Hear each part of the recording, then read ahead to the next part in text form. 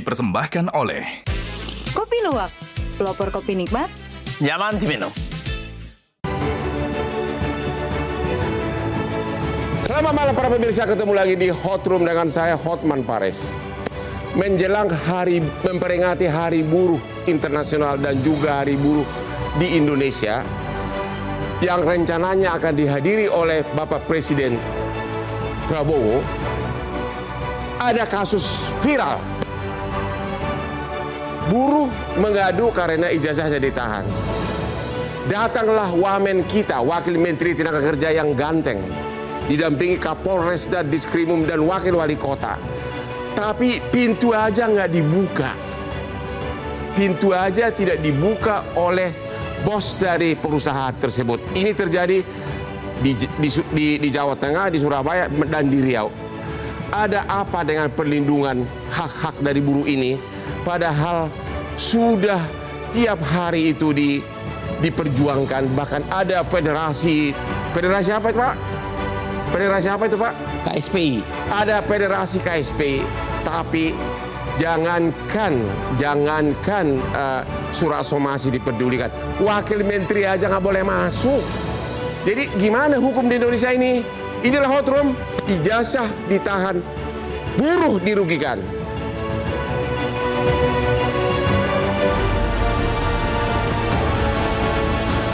Orang kita cuma minta pulang ijazahnya, Bu, nggak minta apa-apa, nggak minta duit. Minggu ini, publik kembali dihebohkan dengan kasus penahanan ijazah oleh perusahaan, salah satunya seperti yang terjadi di Surabaya.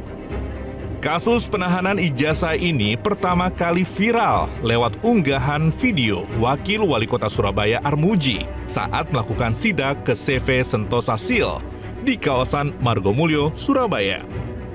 Dalam video tersebut, Armuji datang bersama mantan karyawan perusahaan CV Sentosa Sil yang mengaku ijazahnya ditahan, meski telah mengundurkan diri dari pabrik tersebut. Selain melakukan penahanan ijazah mantan karyawan, perusahaan tersebut diduga melakukan pelanggaran lain, termasuk pemotongan gaji karyawan serta dokumen izin usaha yang tidak lengkap. Sungguh ironis, dokumen yang seharusnya menjadi simbol keberhasilan akademik justru menjadi alat tekanan bagi sejumlah perusahaan. Mengapa sampai saat ini urusan ijazah sebagai jaminan hanya berdasarkan kontrak antara perusahaan dan pegawai? Mengapa tidak diatur dalam Undang-Undang Ketenagakerjaan?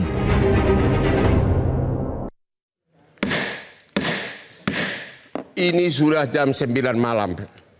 Dan nanti sampai jam 3 pagi, Hotman masih terus beraktivitas. Di mana rahasianya? Kok bisa segar begini sudah 39 tahun jadi pengacara? Tetap segar. Rahasianya? Sering-seringlah minum kopi luwak hitam premium. Pertanyaan lagi, Hotman kan nangani kasus ribuan, kok bisa ingat?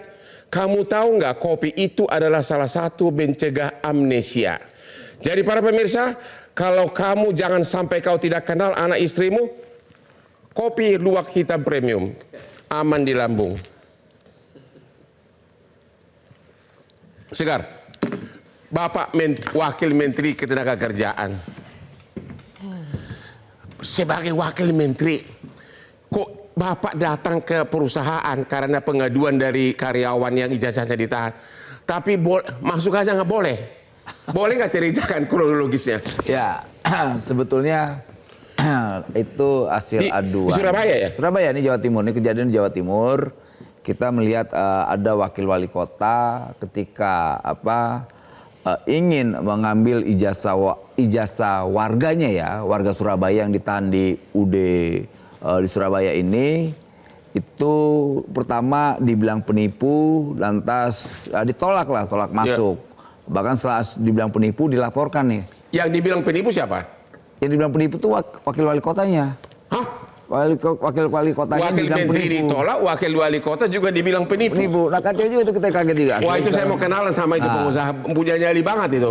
Nyalinya gede banget lah. Ya? Akhirnya kemudian ada warga coba minta Pak Wamen coba datang deh. Saya pikir kan ini Armuji ini kan tokoh ya, tokoh lumayan. Orang ini orang Madura yang punya nyali yang minta ampun.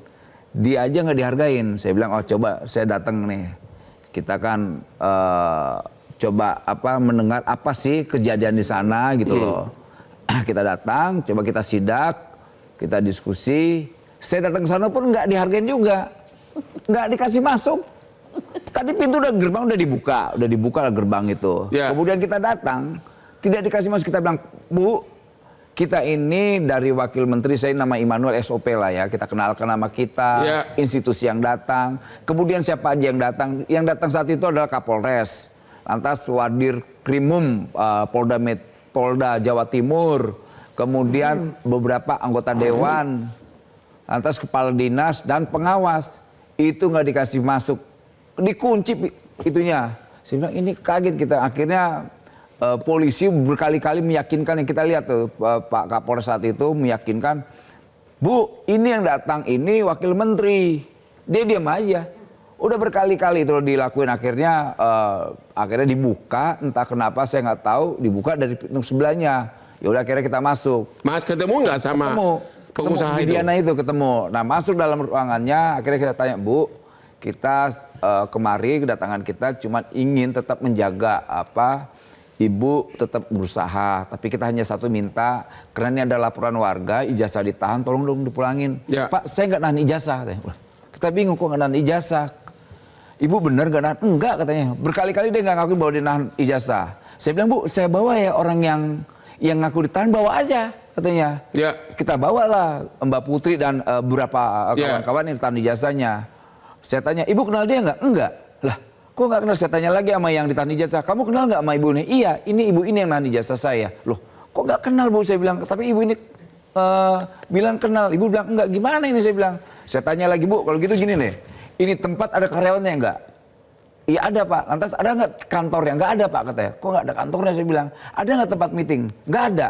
Akhirnya saya perintah pengawas saya, coba periksa di atas ada tidak tempat rapat atau kantor. Kita naik ke atas, kita sidak lagi, nemuin kantor, nemuin juga ada tempat meeting. Ya. Nih, kebohongan kedua itu. Ya. Nah kita naik ke atas, kemudian kita lihat, Bu, ini ada tempat meeting, itu ada ruangan kantor. Oh enggak gini-gini. Kemudian kita tanya lagi baik-baik, Bu, kita di sini kewajiban kita melindungi industri untuk tetap berjalan. Tapi kita juga harus melindungi warga yang tertahan ijazahnya, kan mereka sudah keluar. Mau diapain lagi sih?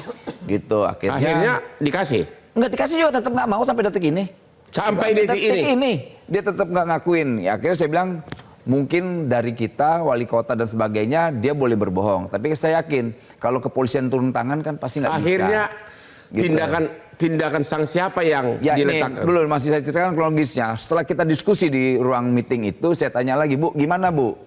Tetap dia nggak mau ngakuin. Kita panggil lagi berapa orang lagi, Bu. Waktu itu Ibu ditelepon dengan Mas ini nih, siapa ada kawan yang ditahan ijazahnya, dia masih nggak ngakuin. Ya. Akhirnya dikeluarin tuh rekamannya nih, Bu. Ibu komunikasi kemarin nih. Ini suara Ibu loh. Telepon saya kan siapapun yang bisa megang. Disangka lagi, bohong lagi. Pokoknya udah panggil tingkat yang akumulasi. Akhirnya dia bilang, Bu, ini HRD Ibu loh. Ya dia lupa saya teh. Bahasanya seperti bahasa hukum lah. Lupa, nggak tahu, sama apa lagi lah. Nggak ngerti lah. Jadi kalau nggak lupa, saya lupa. Nggak tahu, pas saya nggak ingat.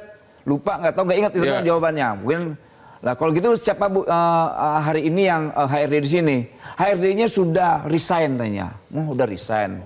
Lah nggak diakuin HRD lamanya. Kalau gitu Bu. Gini Bu, kalau seandainya Ibu nggak kenal, dia nggak merasa kerja di sini, kita uji aja. Pasti dia tahu lingkungan tempat ini. Ya. Akhirnya saya uji. Dek, Mbak Putri, tahu nggak kamu? Kamu pernah kerja di sini? Pernah Pak. Kalau gitu ambil ijazahmu, di mana tempatmu ijazahmu ditahan. Dia lari ke ruang sebelah. Ya. Nah, pas di ruang sebelah, yang HRD yang dibilang resign itu ternyata lagi kerja di situ. Oke. 4 kali kebohongan. Ya. Kita panggil tuh perempuan namanya Veronica. Loh, dia kan cuma mau main, boleh dong main. Loh, Bu, ini tempat bekerja bukan tempat bermain. Oke. Gitu. Bohong lagi, bertahan terus tetap gak mau. Kita tanya sama yang Mbak ditahan itu, Pak, tempat ijazah itu sudah hilang, mapnya sudah tidak ada. Lantas gimana dong? Katanya kami mau ngelamar kerja nggak bisa nih. Nah, kita tanya, Bu, kemana sih Bu ijazahnya? Saya nggak nahan, saya nggak tahu.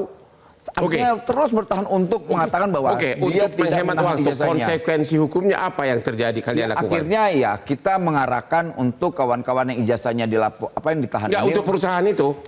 Ya pertama ditutup. Katanya disegel. Disegel. Yang segel siapa? Yang disegel itu pasti dari pemerintah kota Surabaya melalui Satpol PP-nya. Ya. Kemudian ada proses hukum yang lain soal ijazahnya.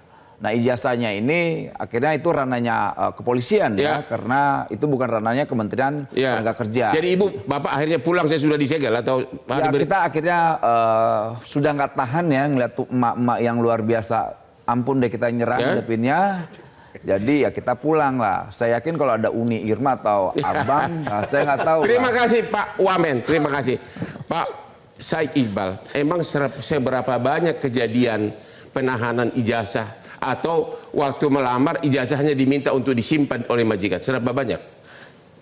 Dalam catatan Litbangnya KSPI dan Partai Buruh itu 20 tahun yang lalu pun kejadian ini banyak berlaku. 20 tahun. 20 tahun yang lalu ya, katakan Undang-Undang 2003 kan, Undang-Undang nomor 13. Bahkan kebanyakan BUMN atau ASN. BUMN? Iya, BUMN yang menahan ijazah dulu. Kenapa? Ada beberapa alasan. Satu, mereka menyekolahkan, jadi masuk kerja, disekolahkan. Menyekolahkan, takut kabur. Takut dia kabur pulang dari beasiswa itu, maka ijazah sebagai jaminan biasanya.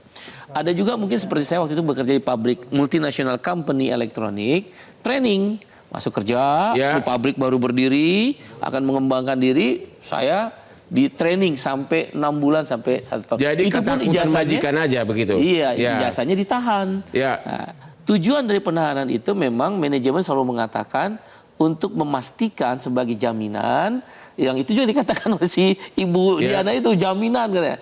Tapi tidak boleh. Tapi katanya di PKB Perjanjian Kerja Bersama ada pasal juga tentang itu. Pasal itu melanggar undang-undang. Ya kenapa disetujui Depnaker bukannya harus disetujui setiap PKB? Kelalaian daripada dari Pak Wamen. Dinas Tenaga Kerja. Kelalaian dari Dinas Tenaga Kerja. Kan sebelum PKB itu ditandatangani oleh Kepala Dinas Tenaga Kerja biasa diperiksa oleh Kabid Pengawasan. Berarti nggak dibaca gitu ya? Boleh jadi seperti itu. Nah, karena dia kemudian semacam kebiasaan yang terus berlangsung, tidak ada tindakan, bahkan tadi ada sebagian perusahaan secara legal dan termasuk BUMN yang kemudian menahan ijazah sebagai jaminan itu, maka seolah-olah tidak ada pelanggaran. Padahal di dalam Undang-Undang nomor 13 2003 atau Undang-Undang nomor 1 tahun 51 dan bahkan diatur dalam Undang-Undang nomor 12 tahun 64 dan Undang-Undang tahun 1948, bahkan jauh zaman Belanda, Stakblad, STBL itu nggak boleh dan tidak ada penahanan ijazah sebagai jaminan seseorang untuk masa kerja tertentu. Ada kalimat itu di undang-undang nggak ada?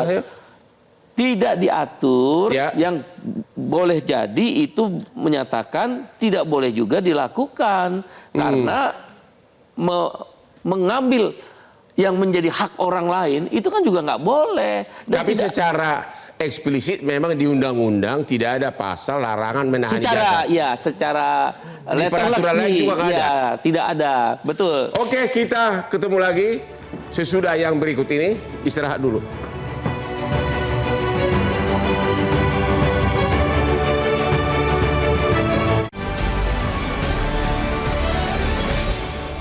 Dipersembahkan oleh Kopi Luwak, pelopor kopi nikmat, nyaman diminum.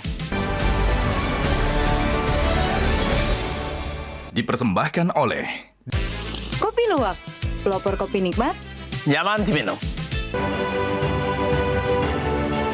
Ketemu lagi di Hot Room. Ibu Irma sebagai anggota DPR yang sangat viral, selalu emosi kalau bicara dan keras.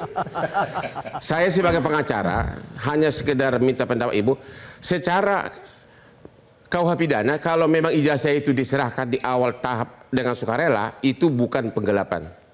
Tapi kalau tidak dikembalikan, ya seperti kasusnya Pak Wamen itu baru penggelapan. Itu secara pidana. Secara perdata tidak ada diatur dalam KUH Perdata. Tapi bisa juga diterapkan penyalahgunaan keadaan. Jadi waktu diserahkan sukarela, posisi mereka itu tidak seimbang. Dalam jurisprudensi itu bisa dibatalkan. Masalahnya mana mau karyawan menggugat 3 tahun, mana mau dia mau membayar Hotman Paris yang mahal ini. Begitu loh. Gimana pandangan DPR atas kasus yang di Surabaya? Ya, yang pertama memang dalam Undang-Undang 13 2003 itu tidak ada diatur terkait bagaimana seseorang mau melamar pekerja itu harus menyerahkan ijazah asli.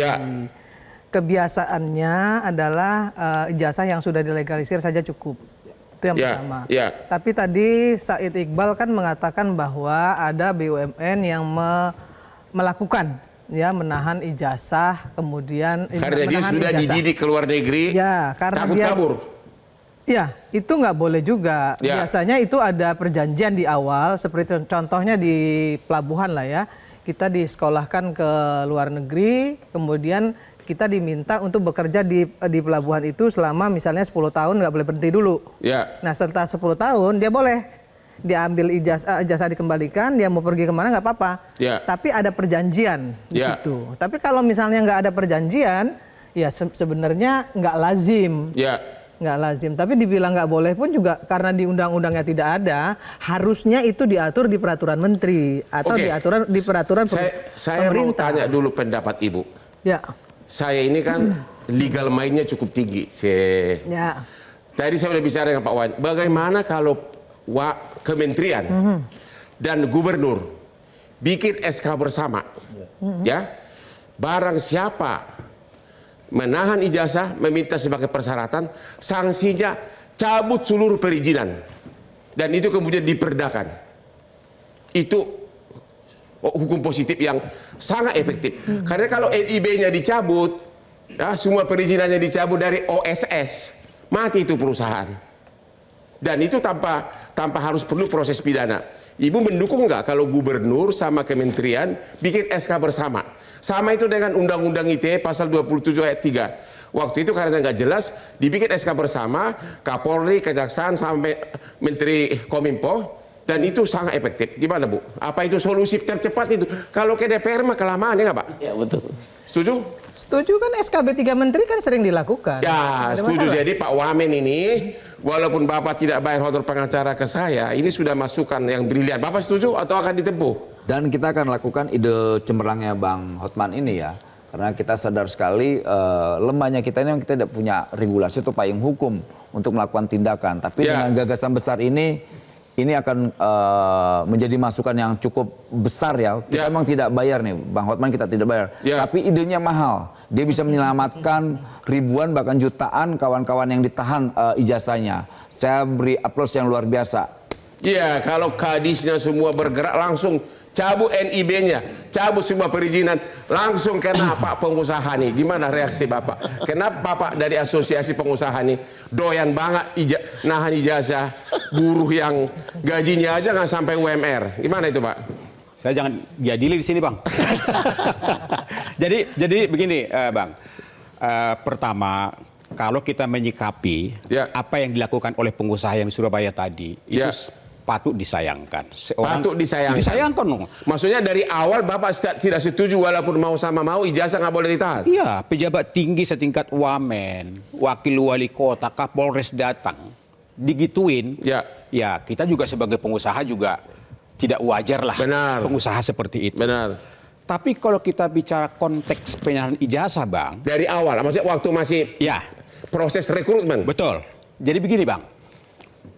Ada pengusaha-pengusaha tertentu dan divisi-divisi tertentu, penahanan ijazah itu sebagai bentuk mitigasi. Mengurangi. Mitigasi dan juga antisipasi supaya jabatan yang diberikan itu tidak disalahgunakan. Contoh misalnya, katakanlah perusahaan leasing. Atau BPR. Atau katakanlah pegawai yang ditugaskan untuk menjaga gudang yang keluar masuk barang. Karyawan baru tidak ada yang garanti. Apalagi yang akan dilakukan oleh pengusaha. Tapi kalau memang dia kan punya hak ajasi untuk pindah. Nah gini Bang, makanya dari awal kita udah sepakat tadi di Undang-Undang Ketenagakerjaan ini tidak ada. Tapi beberapa gubernur, setahu saya gubernur Jawa Barat, Jawa Tengah, Jawa Timur, pergubnya ada, bisa katakan bahwa dilarang menahan ijazah. Tapi sanksinya tidak tegas. Nah, tapi kemudian ketika si A melamar pekerjaan, mereka membaca perjanjian kerja bersama. Iya kan? Dan di situ ada hitam di atas putih. Yang menyatakan bahwa kamu nanti bekerja di bidang ini. Ya. Dan kamu, tanda kutip ya, berarti rawan mungkin kalau dia nagih uang itu dibawa kabur, atau mungkin suplai barang, nanti barangnya dijual segala macam. Sehingga di awal dikatakan, mau nggak kamu jaminan kamu ini ijazah? Ya kan? Dan itu banyak di perjanjian kerja PKB begitu? Ada beberapa divisi yang seperti itu, tapi saya katakan tadi, tapi selama ini nggak ada masalah. Karena apa? Karena pengusahanya memang ketika dia sudah udah berhenti bekerja, itu diserahkan. Iya, pada saat orang melamar kerja, ya memang orang butuh perut, Pak. Betul. Butuh makan. Betul. Jadi di sini tidak ada paksaan sebenarnya. Memang tidak ada paksaan. Tapi kalau ada peraturan publik, walaupun itu mau sama mau, kalau itu peraturan publik, itu memang. Tapi masukan juga dari Bapak itu kepada Pak Wamen, agar Pak Wamen memeriksa ulang semua perjanjian kerja bersama. Betul. Jadi suruh daftar ulang. Betul. Jadi gini, Bang. Artinya di perjanjian kerja bersama itu juga harus ada kata-kata pertama bahwa perusahaan itu menjamin bahwa ijazahnya tidak rusak, aman, nyaman, disimpan di tempat yang baik. Satu, yang kedua, ketika nanti dia selesai atau katakanlah dia resign, itu wajib dikembalikan Wajar kepada Bapak pekerja. setuju karena Bapak adalah pengusaha. Ya. Oke, sekarang saya tanya kepada Pak sosiolog. Pengertiannya apa, Pak? Dia sukarela, tapi sebenarnya batinnya tidak. Gimana dari segi analisa kejiwaan sebagai sosiolog gimana? Siapa yang tidak mau kasih apapun karena anak istrinya harus makan, perlu kerja? Gimana analisa Bapak? Sukarela nggak itu pengertiannya? Ya, tentu tidak sukarela ya. Tidak sukarela, itu karena itu analisa hukumnya sangat besar. Nanti ke arah pidananya ke sana atau perdatanya. Tidak sukarela. Walaupun secara fisik kelihatan sukarela. Jadi ada beberapa hal ini, Bang Hotman. Pertama adalah masalah relasi kuasa. Relasi kuasa, oke. Relasi kuasa artinya mereka butuh kerja. Dan ini adalah pemberi kerja. Dan terjadilah ketimpangan sosial di situ. Terus bertahan. Kemudian ini merupakan juga cerminan dari praktek atau mungkin normalisasi praktek dari pelanggaran etika. Etika itu di mana? Etika banyak kita melakukan pelanggaran. Ya, misal mungkin salah satu adalah ini kadang hak seseorang. Dan ini berkaitan dengan yang ketiga tadi. Yang ketiga nanti ya. Tidak adanya proteksi hukum yang definitif. Tapi kan kalau untuk para sarjana dari luar negeri kata dikirim itu masih ada sedikit logikanya. Tapi kenyataannya banyak yang cuma level UMR gajinya. Banyak ngadu ke saya. Saya ini adalah pusat idola dari masyarakat. Tiap pagi IG saya itu ratusan kasus tiap hari. Ijazah kadang-kadang cuma kurir. Ijazah saya ditahan. Itu gimana Pak? Apa itu analisa sukarela masih berlaku atau tidak berlaku? Tidak berlaku, tentu saja itu mestinya adalah sebuah pelanggaran dan mestinya itu harus diproses secara hukum. Tetapi tidak ada pilihan. Mereka yang ini adalah butuh kerja, butuh cari duit. Dan kalau mereka proses, yang terjadi selama ini kalau kalangan kelas bawah, buruh, ya bagaimana mungkin diproses seorang buruh yang gajinya UMR mau melawan pengusaha? Nggak pasti mungkin tidak bisa. Ya, betul. Kemarin ini saya kasih Pak Wamen juga. Kemarin ada di Bekasi klub malam, bukan punya kita ya. Menjelang Lebaran tiba-tiba disuruh dikeluarin sebagian besar. Alasannya renovasi. Nggak digaji, nggak dikasih THR. Datanglah ke saya. Ternyata yang dimusuhi pengusaha itu apa? Viral. Saya masukkan di Instagram, langsung, halo Bapak Wali Kota Bekasi, dalam 2 jam turun jurut penindak. Dalam 2 jam turun. Ini Pak Hotman udah ngamuk-ngamuk nih di Instagram. Halo Bapak Wali Kota. Dalam 2 jam turun. Kemarin saya dapat informasi sudah dibayar semuanya. Jadi tugasnya Pak Said ini sering-sering memviralkan. Ya, kira-kira begitu Pak? Ya, tentu saja demikian. Jadi kalau tidak bisa secara formal, akhirnya adalah medsos sekarang menjadi kekuatan. No viral, no justice. Artinya, no viral, no justice tidak hanya berlaku untuk perkara pidana, tapi dalam semua kasus di Indonesia ini. Ketemu lagi di segmen berikutnya.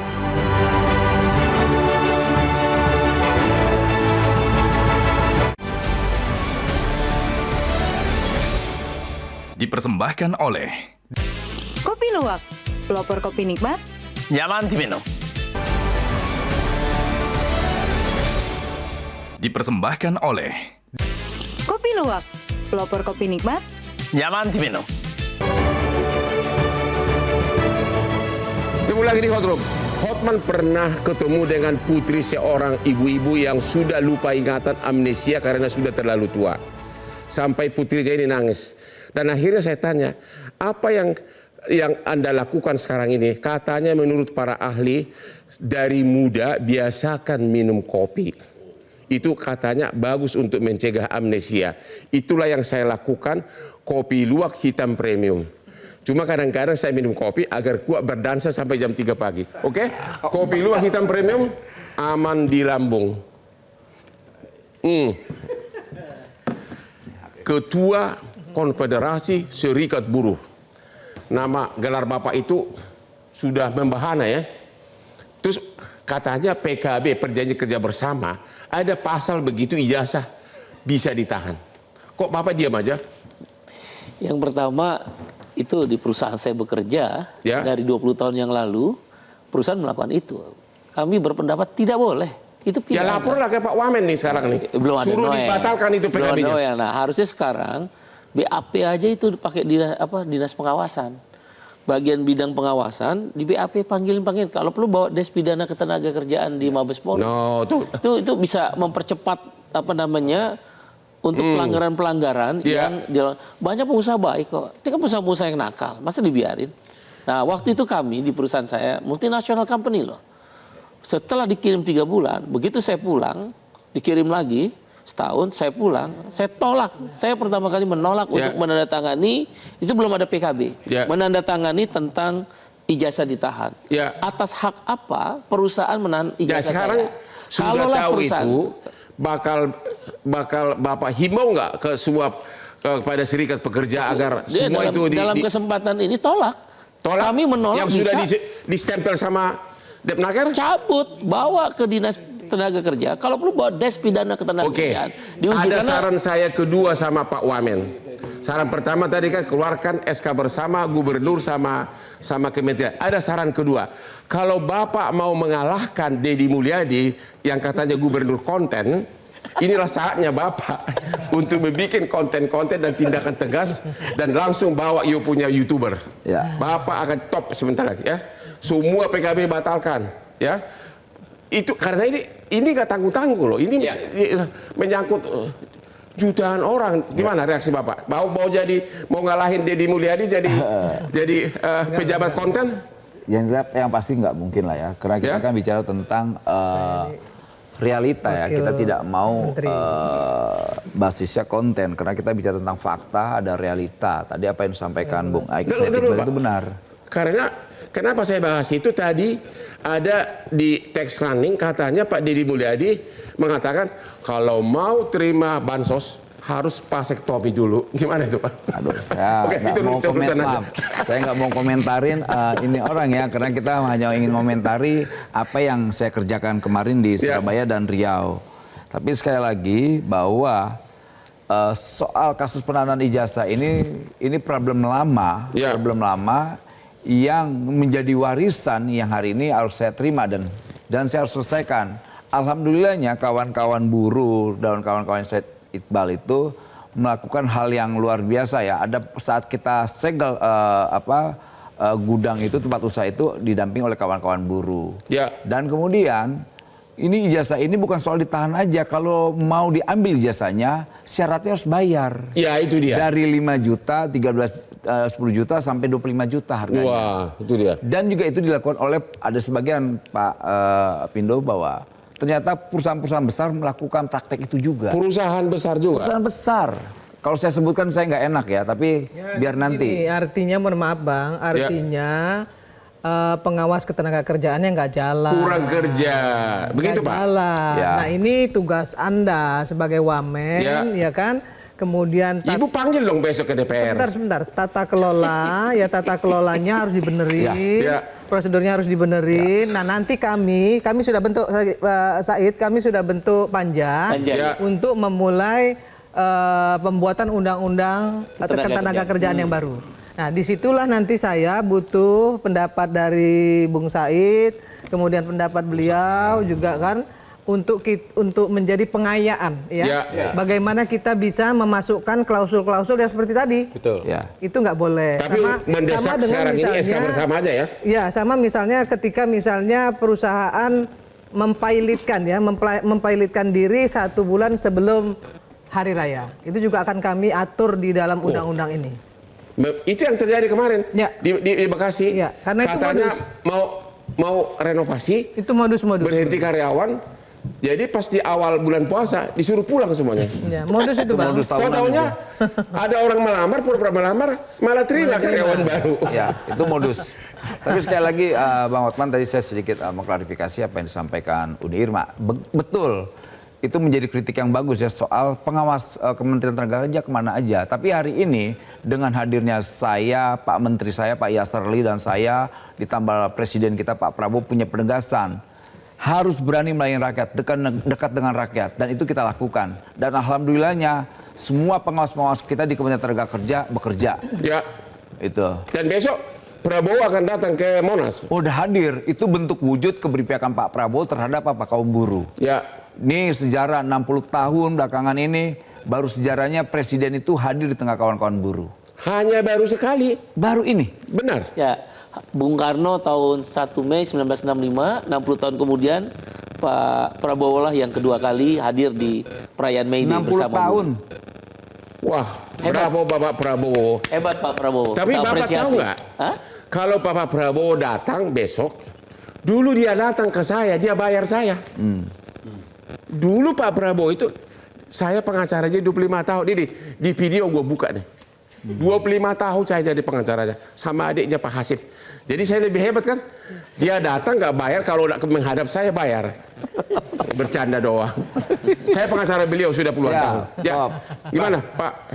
Jadi gini, pengusaha. saya rasa dengan mencuatnya kasus-kasus seperti ini menjadi momentum bagi kita untuk meluruskan semuanya. Ya. Karena kita tidak mau ini seolah-olah menjadi wajah pengusaha Indonesia.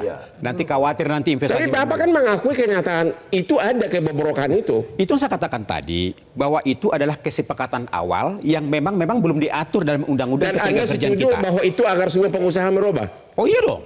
Oke. Kita luruskan itu. Makanya saya katakan ini momentum. Makanya ya mungkin ini masukan juga ke Pak Wamen. Saya rasa bila perlu dibuka aja posko pengaduan di seluruh Indonesia. Kalau masih ada satu karyawan yang atau berapa ribu karyawan yang masih nyangkut di perusahaan, selesaikan segera supaya ini tuntas. Kalau nggak nanti muncul sekarang, 2 bulan lagi muncul lagi nggak selesai. Jadi buka aja posko mana pengaduan. berani kalau dia masih bekerja, mana berani dia mengadu takut di PHK. Ini harus diluruskan, Bang. Harus ada perlindungan daripada pemerintah. Pemerintah harus hadir di sini supaya kasus ini selesai. Apalagi kita kan mau menyusun rancangan undang-undang ketenagakerjaan yang baru. Kita ingin kita masuk semua masalah informasi seperti ini kita masukin di sana semuanya sehingga ke depan kita ingin menciptakan suatu iklim industrial yang baik. Ya, baik dari sisi pengupahan, dari sisi hak dan kewajiban semuanya, ya, sehingga apa? Ke depan kita ingin membangun ekonomi kita dengan baik, dengan tumbuh dengan baik, tentu dengan kualitas kesejahteraan buruh yang makin baik. Nah, itu harapan. Ada tambahan? Itu benar. Saya rasa gini, ke depan itu menjadi koreksi juga untuk kawan-kawan pelaku usaha ya. Memang disampaikan Pak Simanjorong itu benar sekali. Jangan hanya sekian puluh. Ini soalnya bukan 1-2 pelaku usaha nih, banyak sekali, bisa ribuan ini. Jadi kalau kita bilang oknum nggak bisa juga, karena ini ribuan perusahaan yang menahan jasa itu, yang melakukan praktek itu. Nah ini menjadi bahan evaluasi dan kritik juga agar kejadian itu jangan terjadi lagi. Agar kenapa? Wajah pelaku usaha kita ini ya bersahabat dong, jangan sampai problem ini terjadi lagi. Tadi usulan tadi itu sedang akan kita lakukan, posko pengaduan penahanan ijazah. Kalau tidak kita akan melakukan tindakan terkait misalnya tadi yang Bang Hotman gagas ya, idenya soal ragu-ragu cabut izinnya. Kemudian ada proses pidana. Itu paling efektif. Itu ada proses pidananya. Sekarang gitu saya mau loh. sampaikan sama Abang, kenapa saya galak, kenapa saya selalu ngomong keras. Bukannya pribadi Ibu yang galak. Ngomong pelan aja, ngomong galak aja nggak didengerin, apalagi ngomong pelan. Oke. Maaf Bu. Iya, ngomong galak nih, kan lu tahu kan kita sama-sama di jalanan, kita teriak aja dia nggak dengar, apalagi kita cuma sekedar ngomong halus. Ya makanya. Kalau ngomong sama orang-orang bebal begitu, memang harus seperti itu, Bang.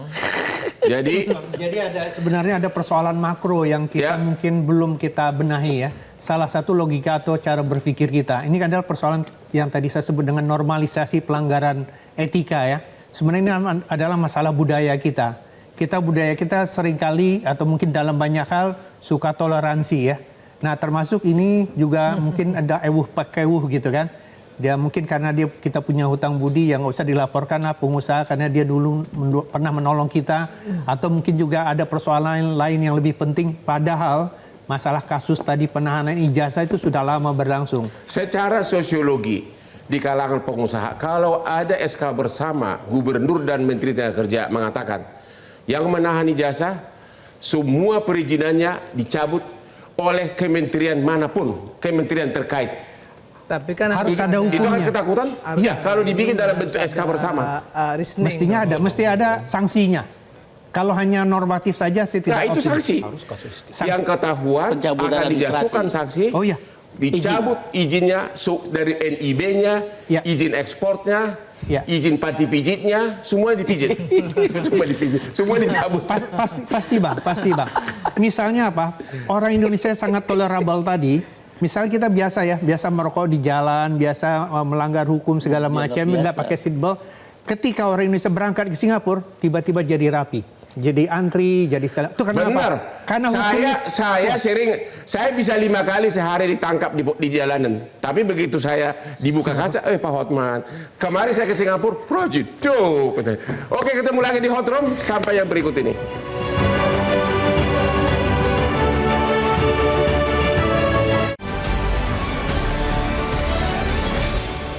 Dipersembahkan oleh Kopi Luwak, pelopor kopi nikmat, nyaman diminum. Dipersembahkan oleh Kopi Luwak, pelopor kopi nikmat, nyaman diminum. Ketemu lagi di Hot Room. Di segmen terakhir ini kita akan meminta dari para narsum kesimpulan dan solusi. Pak Wamen, ya, apakah Anda akan besok-besok langsung hari Jumat segera mengkonsep SK bersama Menteri Tenaga Kerja dan Gubernur, semua perusahaan yang menahan ijazah sanksinya adalah semua perizinan terkait dengan perusahaan itu dicabut. Setuju? Karena ini terkait setuju pasti setuju ya. Kan kita punya yang namanya Dewan ya, DPR RI sebagai pengawas pemerintah, pengawas eksekutif, ya kita akan melakukan konsultasi. Itu udah pasti itu. Ke siapa? Ke DPR RI. Ya, itu saya bilang. Iya, ini kan pasti Bu Uni Irma ini kita tahu latar belakang beliau. Tapi Bapak pribadi setuju? Bukan setuju lagi, bahkan saya ini kan mewakili negara, setuju banget. Bukan pribadi loh. Setuju pendapat Hotman ya? Sangat setuju. Mantap. Ini solusi yang paling luar biasa karena sangat revolusioner ya gagasannya. Benar. Sangat revolusioner. Jadi gagasan-gagasan cemerlang yang kayak di ide itu harus kita dukung. Bagi perusahaan tidak ada sanksinya kalau menaati. Iya. Nggak ada sanksi apapun kalau menaati. Bu Irma, apa solusi dari Ibu? Terakhir ini semua mengatasi untuk menjelang undang-undang dibentuk. Menjelang undang-undang kan lama.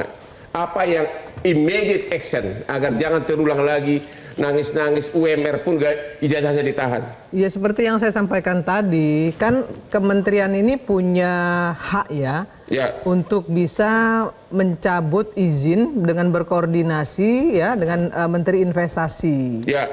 Kemudian dengan kepolisian ya, kemudian dengan aparat-aparat hukum lah ya. Itu bisa dilakukan. Oh, berarti malah perlu diperluas dengan Menteri Investasi, perlu ya? Ya, karena banyak perusahaan PMA. Kan ada dasar hukum bang kita mencabut itu, nggak bisa sembarangan juga. Untuk melanggar, itu, nah makanya saya bilang tadi, kalau dia melanggar nggak ada urusan, cabut. Ya. Cabut. Tuh. Cabut Pak pengusaha, izin Bapak mau dicabut nih gimana? Jadi begini Bang, kalau kita bicara pelanggaran, ya memang harus dikasih sanksi. Tapi kita harus melihat dulu secara kasuistiknya. Ya, apalagi Bapak kok setuju tapi... Oh bukan masalah gini.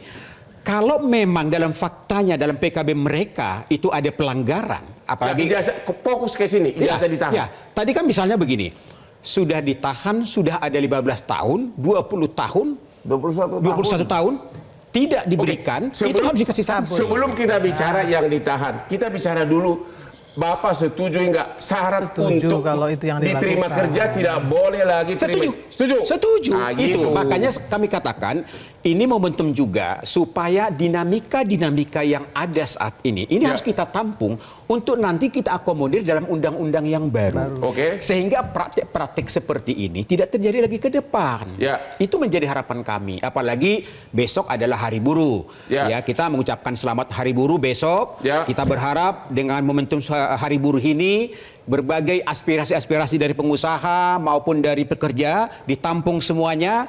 Mari kita jadikan juga dan kita bawa ke undang-undang nanti sehingga buruh sejahtera, pekerja juga jaya, ekonomi Indonesia juga makin baik. Amin, Pak Sosiolog. Apa usulan dari Bapak terakhir Ya, pertama melihat kasus-kasus ini? Ya, pertama tentu setuju ya dengan penegakan hukum dengan dasar hukum yang jelas dan lebih definitif ya terhadap pelanggaran-pelanggaran yang ada selama ini ada. Ya. Tentu saja yang kedua adalah kita perlu melindungi berbagai hal. Ya. Di samping hanya dari sisi pekerja atau para buruh tadi, termasuk juga pengusahanya sendiri. Ya. Karena tidak bisa dipungkiri bahwa pengusaha pun juga dalam beberapa hal atau mungkin dalam banyak hal juga menjadi dalam tanda petik ya diperah oleh berbagai pihak. Ya. Nah itu pun juga harus dilindungi. Saya pikir itu bisa masuk dalam rangkaian dari hukum yang akan Terima kasih. dibuatkan. Pak Said Iqbal, tolong dulu di segmen terakhir ini dirinci satu-satu apa yang segera harus immediate action. Yang segera. Atau besok ada demo nggak? Besok ada demo nggak di Semua ke Monas, kalaupun ada 1-2 kelompok ke DPR aksinya. Bapak tahu itu? Bapak setujui? Yang mana? Yang mau ke DPR? Itu hak asasi itu. Ya, topik Hak apa yang mau diadukan besok di hari buruh ini? Sama. Oh, topiknya ada 6 isu. Yaitu?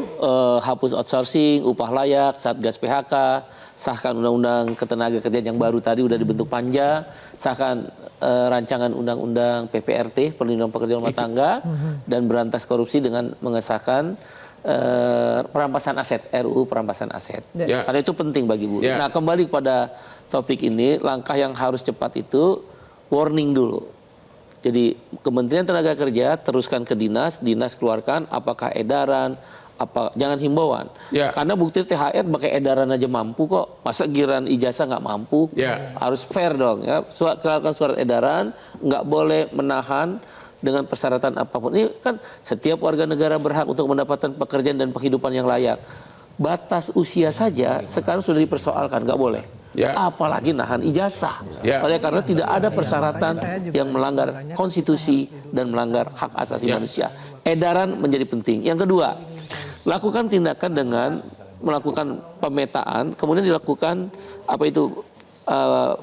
itu bisa Dinas Tenaga Kerja bidang pengawasan melakukan BAP. Ya. Nah, dengan BAP itu bagi temuan-temuan di perjanjian kerja bersama dicabut. Jadi artinya perlu Dinas Pengawasan Tenaga Kerja turun ke bawah, wamen turun ke bekerja bawah.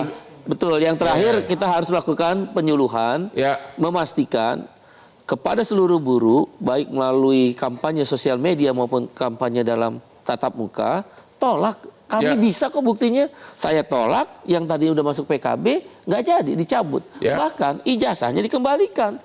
Atas jurisprudensi itulah, maka kemudian kami melakukan sosialisasi tuh. Jadi menurut Bapak, buruh itu ngadu kemana? Ke Dinas Ketenagakerjaan aja atau kemana? Dinas Tenaga Kerja dan Serikat Buruh. Lebih efektif Serikat Buruh kadang-kadang. Karena Serikat Buruh bisa dia telepon, kalau enggak ya kita demo. Itu jauh lebih efektif daripada ngelapor ke dinas, tunggu dulu, lihat proses, lihat aturan, terlalu panjang. No viral, no justice.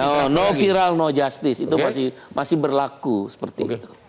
Dan yang terakhir, kalau nggak ada serikat buruh di perusahaan, kemana dia pergi? Dia bisa lapor ke Dewan Pimpinan Cabang Serikat Buruh yang ada di kabupaten kotanya, kan membuka diri. Iya, itu kan membuka diri.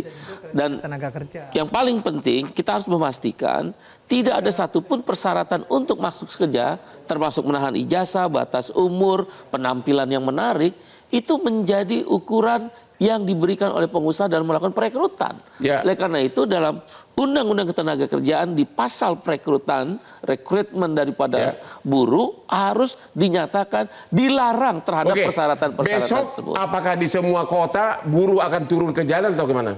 Hampir Atau satu, hanya ke hampir Monas saja? 1 juta buruh di luar Jawa Barat, Banten, DKI akan turun ke jalan. 1 juta buruh? Hampir 1 juta Hampir buruh. 1 juta. Itu catatan kami. Yang di Monas kurang lebih 200.000 orang akan hadir bersama Pak Prabowo. Kepada jutaan buruh yang akan memperingati Hari Buruh Internasional besok, kami mengucapkan dari para narasumber, dari Metro TV, dan dari hostmu yang paling ganteng ini, mengucapkan selamat Hari Buruh, selamat berjuang.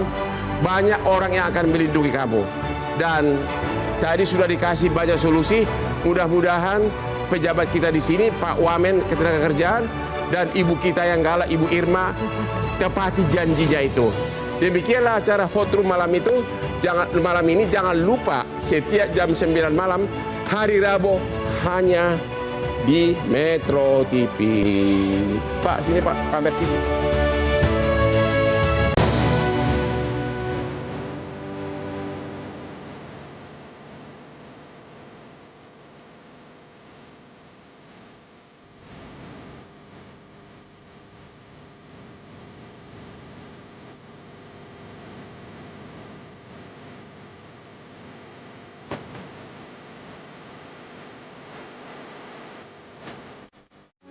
Metro TV